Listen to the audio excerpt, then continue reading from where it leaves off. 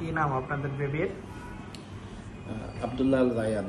কি সমস্যা নিয়ে আসছিলেন আমার কাছে?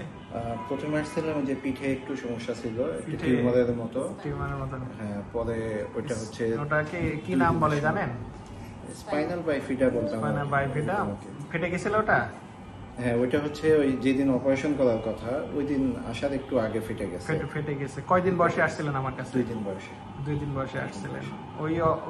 ওটাকে বলে মাইলোমেনিনজাইটিস ছিল আমাদের ডাক্তারি ভাষায়।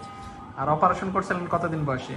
ওটা 2 দিন বয়সে অপারেশন করা। 2 দিন বয়সে অপারেশন করছিল। অপারেশন আগে অন্য কোথাও কি ডাক্তার দেখানোর সুযোগ হয়েছিল?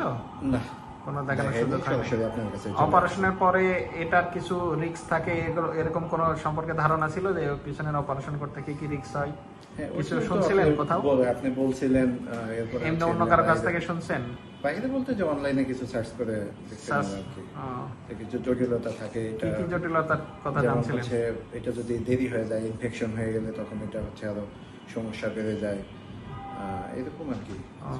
তারপর পায়ের শক্তি আছে তার এখন? পায়ের শক্তি অপারেশনের পর এটা পায়ের শক্তি নিয়ে কিছু বলছিলেন? অনেকে দেখা বলে যে পায়ের শক্তি থাকে না, এই যে পা দুটা সুন্দর মাশাআল্লাহ নড়াচ্ছে।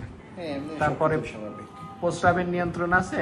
প্রস্রাবের আগে একটু কম ছিল, এখন অপারেশন করার পরে আস্তে আস্তে ধীরে ধীরে উন্নতি হয়েছে।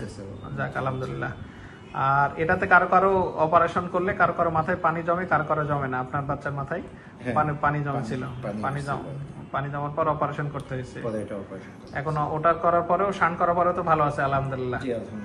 এখন দেখে তো আলহামদুলিল্লাহ সুস্থ মনে হয় আল্লাহর রহমতে। ঠিক আছে। কতদিন পরে আসলেন আমাদের কাছে অপারেশনে?